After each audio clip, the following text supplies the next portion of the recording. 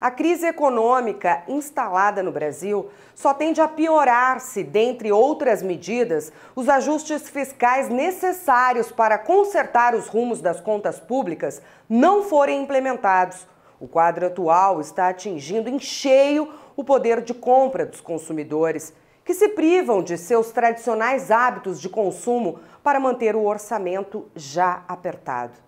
A respeito deste tema, fomos também ouvir o presidente do Sindlojas Porto Alegre, o Sindicato dos Lojistas, Paulo Cruz, que em entrevista a seguir vai falar sobre a crise no país e no estado e as consequências para o mercado varejista gaúcho. Estamos no Sindlojas Porto Alegre, sendo recebidos pelo presidente Paulo Cruz, que hoje esteve no Palácio Piratini, lançamento oficial da Expo Inter 2015. O presidente chegou agora há pouco. E o nosso assunto, como foi no primeiro bloco, presidente Moacir Schuchster, ouvindo nossas lideranças empresariais do nosso estado, é a crise do Brasil e, fundamentalmente, a nossa crise aqui, que resultou, depois de todos os alertas dados pelo governo, no pagamento parcelado do salário desse mês. Presidente Paulo Cruz, como é que vocês do varejo estão vendo essa situação? Como é que vocês estão trabalhando com esse consumidor, que são milhares, que estão recebendo o salário parcelado, receberam 2.150, vão receber 1.000 agora dia 13 e o restante dia 25. Como é que vocês estão tratando essas pessoas? Como é que vocês estão enxergando isso? E como é que você, Paulo, que é uma liderança nossa, está próxima do governador, do governo do estado, percebe se há alguma saída para isso? O que está acontecendo, Paulo? Bom, vamos por partes.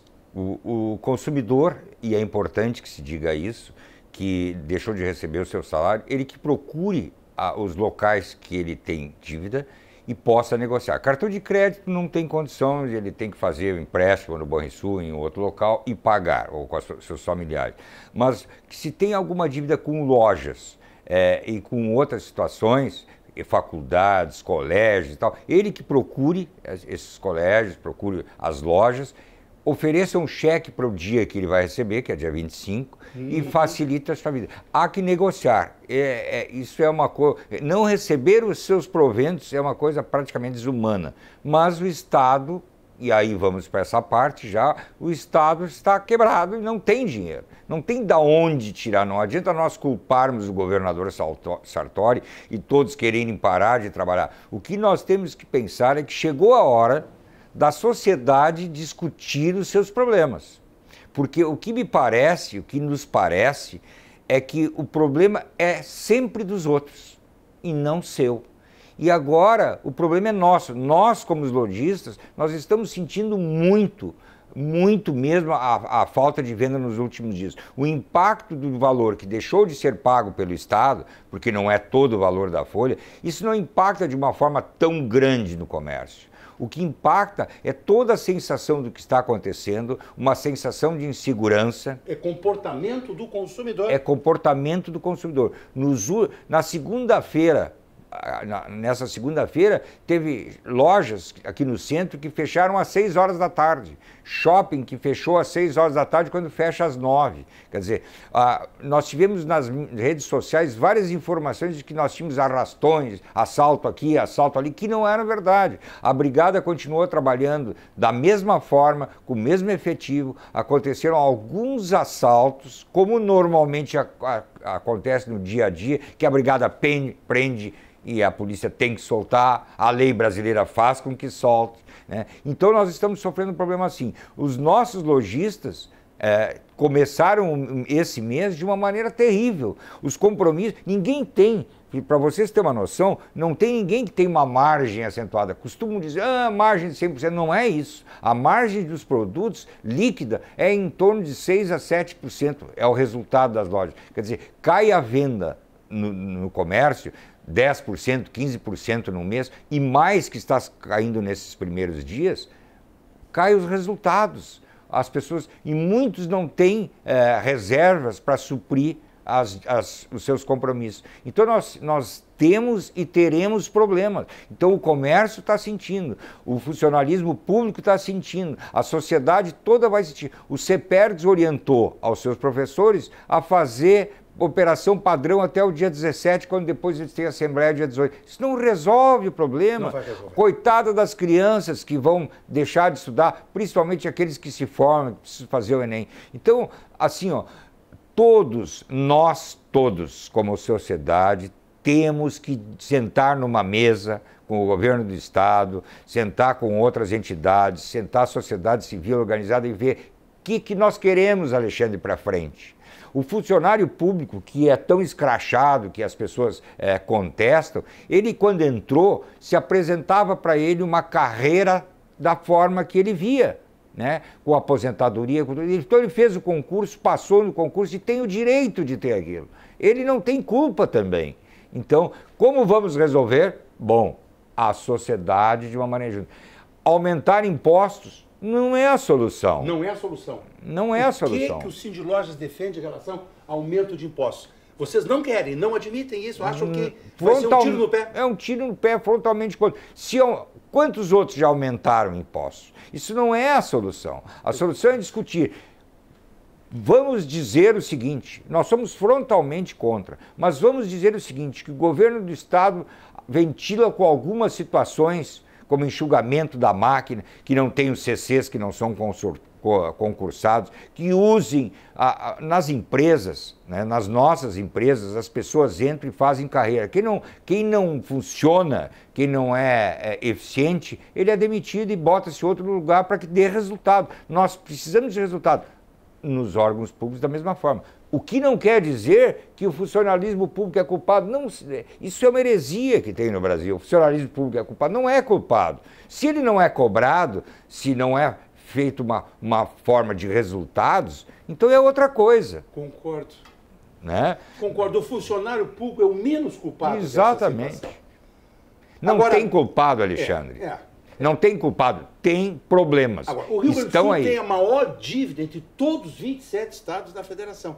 Tem gente que já está apostando em intervenção federal. Eu não acredito nisso. Não. O presidente acredita em intervenção federal? Não acredito nisso. E esse governador, a entidade Sindlojas é uma entidade apolítica, completamente apolítica, mas nós vemos nesse governador uma vontade de resolver o problema. É um homem sério. É um homem. José Sartori é um homem. Tem uma história. É um homem sério. A equipe de governo é séria. Né? Não tem ladrão dentro desse governo. Não tem gente fazendo coisa errada. É gente muito séria. Não é? Exatamente. Agora, o Estado não tem como fabricar dinheiro. Esse aumento da alíquota, a possibilidade de usar mais o dinheiro que está. Todos pagam. Para o comércio ou para a indústria, não se trata de um aumento de imposto que o comerciante vai pagar ou que a indústria vai pagar. Não, é a população, é o consumidor que vai pagar. O que vai acontecer é que nós nos tornamos menos competitivos em relação a outros estados. Pois é. E os produtos vêm para cá e fica difícil para a população. Por exemplo, a energia elétrica já é cara, vai subir 5%. A gasolina já é cara, vai subir 5%. Tem gente que não entende por que em São Paulo se compra uma camisa, a mesma camisa que se compra aqui, um sapato, uma calça, um paletó. Lá é mais barato, aqui é mais caro, CMS é mais elevado. Né? Agora, o dinheiro dos depósitos judiciais é possível que aumente 85% para 95%. A Assembleia vai aprovar. Isso aí parece que dá 1 bilhão para o Estado. Aí. Quer dizer, mês que vem já representaria pagar a folha. Não. Não? A folha é 1 bilhão e 800. Ah, é quase 2 bilhões? É quase 2 bilhões. Não, isso são paliativos. Nós temos que pensar lá para frente. E como é que vai ser para frente, presidente? Pois é, nós temos que resolver com o governo federal. Tem que voltar o dinheiro das exportações, as isenções das exportações, esse tem que dar Lei Candir, eles têm que voltar. Exatamente, isso tem que voltar, colocar no governo para que o governo possa fazer. E a sociedade, então, discutir. Eu vou citar um exemplo. Tem que privatizar algumas empresas Com públicas. Certeza. Por exemplo, a CE, eu sou a favor, é considerada a pior distribuidora de energia elétrica do Brasil, é uma pena. E o passivo trabalhista que ela tem. Bom, isso é uma coisa, quem é que vai querer uma laranja podre? Ninguém quer. Exatamente, quer dizer, muita gente ganhou muito dinheiro em cima disso. Então, o governo tem que ser um indutor do progresso, um indutor de serviços e fazer o serviço para o cidadão e um indutor do progresso. Ele não pode trabalhar, ele não pode ter para si para sair distribuindo. Concordo. Alexandre, existem coisas... Eu não... tem as pessoas que são liberais ou não. Eu sou uma pessoa que eu quero que a sociedade ao entorno que eu vivo, viva bem. Se a sociedade... Se tu morares num condomínio, e, aliás, tu moras, se tu morares num condomínio com 100 moradores... 120. 120. E dos 120, 100 estiverem mal, as casas deles não estiverem bem cuidadas e tal, e 20 bem, vocês não vão se acertar. Entende? Todos 120 têm que estar bem, todos com segurança, todos com respeito. O direito, teu direito termina onde começa do outro. Pois é. E é assim que tu tens que agir. Cada gaúcho, quando nasce, já está devendo R$ 4.400, é a dívida do Estado. Não é para emitir um boleto para toda a população, todo mundo paga os 4.400 que resolve o problema do Estado. Vamos fazer um sacrifício, o Estado é nosso. Mas é aquela história, o time está mal, vamos criar um fundo para comprar um jogador tal. Ninguém contribui, a pessoa só fala mal do clube, mas na hora de botar um dinheirinho, não quer pôr. Exatamente. Se é para meter a mão no bolso, não querem. Né? Mas, Alexandre, vamos falar uma coisa bem pertinho daqui. Vamos. E que está mudando. Tá? Uruguai. O Uruguai está mudando. O Uruguai tem 3 milhões de habitantes. O PIB do Uruguai é 32 bilhões. Só.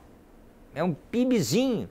O Uruguai está lá com estradas maravilhosas, com colégios maravilhosos, colégios públicos, que todos os alunos vão com uniformes maravilhosos, que todos têm a mesma educação.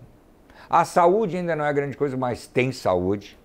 Então, nós temos que fazer coisas. Por que lá está dando? Porque eles ajeitaram as coisas, fizeram as coisas como é para ser. Nós não podemos ter castas, nós não podemos ter privilégios. Né? E nós temos privilégios. Né? E as pessoas que têm o privilégio não foram culpados disso. Você ver os salários dos executivos, da própria CE, enfim, que o Jornal Zero Hora andou colocando. Eu confesso que até não gosto muito dessa exposição da privacidade das pessoas. O mundo perigoso que se vive. Eu não gosto, não concordo com divulgação de salário. Até porque tem uma verdade. Às vezes o cara ganha 30 mil reais e ele paga 27% de imposto de renda e 13% de previdência. Isso são 40. Então ele, na verdade, de alimentos, outros descontos que tem, empréstimo, tu recebe líquido 12 mil. Exatamente. Então isso não é bem assim. O que acontece é que o Estado tem que ser o indutor do progresso e atender com segurança. Por exemplo, vamos falar da segurança. O Cindy Lojas tem uma proximidade bastante grande com a Brigada. Com o comando do policiamento, que nos atende de uma forma maravilhosa, todos os nossos pleitos são atendidos e sente-se o esforço que eles fazem. Tá? Bom, essa semana um lojista nosso estava indo no Hospital Moinhos de Vento fazer um exame. E casualmente ele saiu da loja dele, deixou a carteira e não usa relógio. E vinha caminhando na Ramiro Barcelos, descendo em relação ao Moinhos de Vento para fazer o exame. Um meliante aproximou-se dele, caminhando na rua, colocou a faca na barriga e disse: me passa o relógio e o dinheiro. E o comerciante disse: olha, não tenho nada disso. Disse: mas não é possível. Não quer, me procura nos meus bolsos e tal. E o cara xingou a mãe do comerciante e foi embora. Eu te pergunto, nós temos condições, existe alguma hipótese de que nós tenhamos um policial em cada quadra de Porto Alegre? Impossível. Entende? Então, isso é outra coisa que a sociedade tem que discutir, né? E que nós estávamos falando antes. Houve uma degradação da sociedade. Por que tem tanto bandido? Porque não tem punição, porque todos roubam, é tudo fácil, né?